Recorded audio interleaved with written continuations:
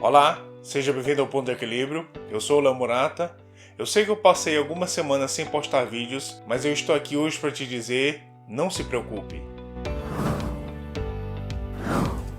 Em 1 Pedro, no capítulo 5, o apóstolo Pedro nos dá uma advertência muito séria. Ele diz assim a partir do versículo 5: Rogo igualmente aos jovens, sede submissos aos que são mais velhos, outros sim no trato de uns com os outros, cingindo-vos todos de humildade, porque Deus resiste ao soberbo, contudo aos humildes ele concede a sua graça. Humilhai-vos, portanto, sob a poderosa mão de Deus, para que ele em tempo oportuno vos exalte, lançando sobre ele toda a vossa ansiedade, porque ele tem cuidado de vós. Sede sóbrios e vigilantes. O diabo, vosso adversário, anda em derredor como um leão que ruge, procurando alguém para devorar. O apóstolo Pedro está nos alertando sobre a reação que Deus tem diante de dois tipos de pessoas: diante do soberbo e diante do humilde. Pedro vem fazendo um pedido para que nós sejamos humildes, porque aos humildes Deus concede a sua graça, mas o soberbo Deus resiste. O que é a graça? A graça é um poder de Deus que vem para nos ajudar, nos socorrer. Então, o humilde que reconhece que precisa de ajuda, Deus envia sua graça e através da graça ele é exaltado daquela circunstância. Mas o soberbo, Deus não dá graça. Pelo contrário, Deus resiste o soberbo. Por que Deus não dá graça para o soberbo? Porque soberbo não precisa de ajuda. Soberbo sabe de tudo, soberbo sabe como fazer, soberbo sabe como resolver, e é por isso que Deus não dá graça para o soberbo. Porque a graça é um poder para nos ajudar, e soberbo não quer ajuda. E ele diz: Deus resiste o soberbo, mas ao humilde ele concede a sua graça. Por isso, humilhai-vos sob a poderosa mão de Deus, para que ele em tempo oportuno vos exalte. Como? Através da sua graça. E agora ele vai dizer como a gente se humilha. No versículo 7 ele diz: lançando sobre ele toda a vossa ansiedade, toda a vossa preocupação, porque ele tem cuidado de vós. Como eu me humilho? A gente não se humilha diante de Deus se ajoelhando em caroço de milho. A gente não se humilha diante de Deus tacando carrapicho nas costas. A gente não se humilha diante de Deus pegando um chicote e se autoflagelando. Como é que a gente se humilha? Lançando sobre ele toda a vossa preocupação, toda a vossa ansiedade. Por quê? Porque ele tem cuidado de nós. Pedro não disse que ele vai cuidar de nós. E Pedro também não disse que ele cuidou. Pedro está dizendo que ele tem cuidado, ele está cuidando de nós nesse exato momento. Então é mais ou menos assim: você está passando por um problema, você não consegue resolver esse problema. Qual é a instrução de Pedro? Lance esse seu problema, que está lhe causando preocupação, sobre Deus. Por quê? Porque Deus tem cuidado de você. Preste atenção, o apóstolo Pedro diz: lance a sua preocupação sobre Deus, porque Deus está cuidando de você. Quando eu não lanço sobre Deus aquilo que está me causando preocupação, de uma forma indireta, o que eu estou dizendo para Deus é: eu não preciso de você, deixa que eu resolvo. o que é isso? Isso é soberba. E o que Deus faz com o soberbo? Resiste. Não diz que ele resistia, diz que ele resiste o soberbo. E é por isso que até hoje você não conseguiu resolver. Nós viemos do mundo, aceitamos Jesus, nascemos de novo, nos tornamos nova criatura, corpo de Cristo, e agora nós precisamos renovar a nossa mente para desaprender coisas que aprendemos, para aprender da forma como Deus manda a gente aprender. E eu sei que no mundo, se a gente não está preocupado, a gente é responsável. Se a gente não está preocupado com como vai ficar a situação econômica do país depois dessa pandemia, se a gente não está preocupado com o aumento do dólar, se a gente não está preocupado com o aumento da gasolina, se a gente não está preocupado com o aumento do desemprego, se a gente não está preocupado, se a gente não anda preocupado, a gente é um irresponsável. É assim que o mundo diz. Mas o que a Bíblia diz? A Bíblia garante que ele está cuidando de mim. Se eu estou andando preocupado é porque eu não estou crendo que ele está cuidando de mim. E é por isso que nós vamos precisar aprender a andar sem preocupação.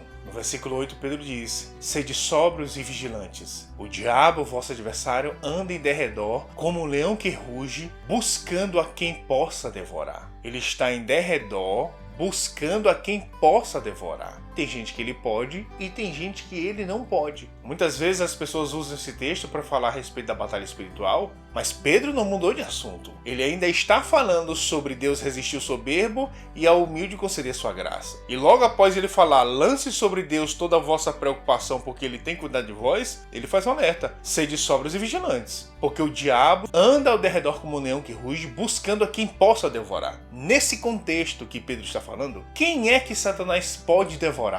quem está preocupado. Porque quem está preocupado não quer lançar sobre Deus a sua preocupação. Porque não está crendo que Deus está cuidando dele. Em Filipenses capítulo 4, no versículo 6, o apóstolo Paulo nos diz assim: não andeis ansiosos de coisa alguma. Em tudo, porém, sejam conhecidas diante de Deus as vossas petições pela oração e pela súplica com ações de graças. Não andeis ansiosos de coisa alguma. Eu te pergunto, tu acha que isso aqui é uma opinião de Paulo? Isso não é uma opinião de Paulo, irmão. Não andar preocupado não é uma dica, não é uma sugestão, não é um conselho. É uma ordem de Deus. E é por isso que o preocupado, ele é um alvo de ataque de Satanás. Em Mateus capítulo 6, a partir do versículo 25, é um ensinamento bem famoso de Jesus, justamente sobre não andar preocupado. No versículo 25 ele diz assim: por isso vos digo, não andeis ansiosos pela vossa vida, quanto ao que haveis de comer ou beber, nem pelo vosso corpo, quanto ao que haveis de vestir. Não é a vida mais do que o alimento e o corpo mais do que as vestes? Observai as aves do céu, não semeiam, não colhem, nem ajuntam em celeiros. Contudo, o vosso Pai Celeste as sustenta. Portanto, não valeis vós muito mais do que as aves? Qual de vós, por ansioso que esteja, pode acrescentar um côvado ao curso da sua vida? E por que andais ansiosos quanto ao vestuário?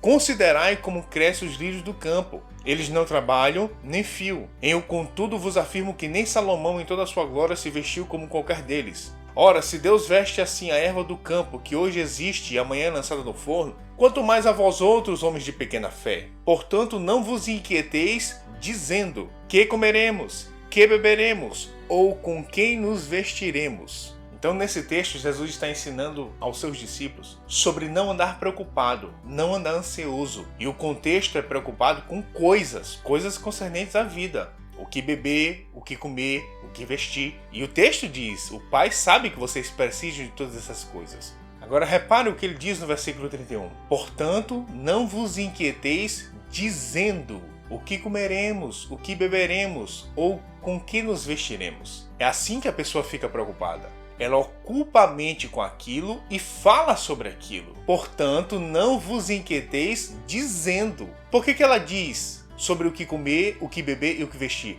Porque é sobre isso que ela fica pensando. Então Jesus está explicando o processo de preocupação. Ela pensa muito sobre aquilo e fala muito sobre aquilo. E é por isso que ela anda preocupada. Agora, como resolver? Como eu paro de andar preocupado? Jesus disse.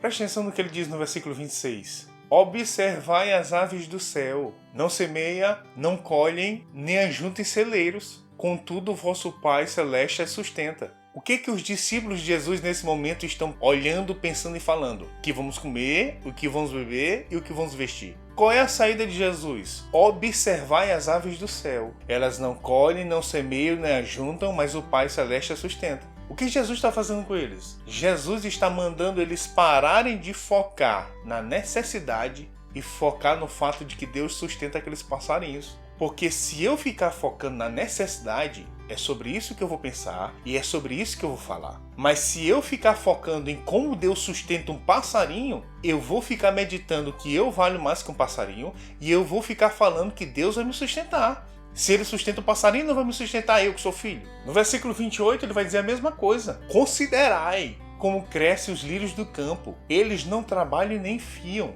Jesus está usando o mesmo método. Ao invés de você estar pensando em que você vai comer, o que você vai beber, o que você vai vestir, considerai os lírios do campo. Não trabalham e nem fiam. E Deus veste assim a erva do campo. O que Jesus está fazendo? Jesus está fazendo com que as pessoas parem de ficar focando nas suas necessidades e começar a focar no que Deus faz. Deus sustenta os passarinhos e Deus veste a erva do campo. E a gente que vale muito mais que os passarinhos e as ervas do campo, Deus não vai nos sustentar? Se eu ficar focando o que eu vou comer, o que eu vou beber, o que eu vou vestir, é sobre isso que eu vou ficar pensando e é isso que vai sair da minha boca. Portanto, não vos inquieteis dizendo. É isso que eu vou falar. O que eu vou comer, o que eu vou beber, o que eu vou vestir. Mas se eu tirar meu foco da necessidade e colocar meu foco no que Deus faz, Deus sustenta os pássaros, Deus veste a erva do campo, Ele vai fazer muito mais por mim que eu sou filho. É sobre isso que eu vou meditar e é sobre isso que eu vou falar. Eu quero te falar algo para você pensar. A Bíblia fala sobre a paz que excede todo o entendimento. A paz que a Bíblia fala não é um sentimento. A paz é um lugar que você aprende a entrar pela fé, crendo que Deus vai honrar o que Ele prometeu.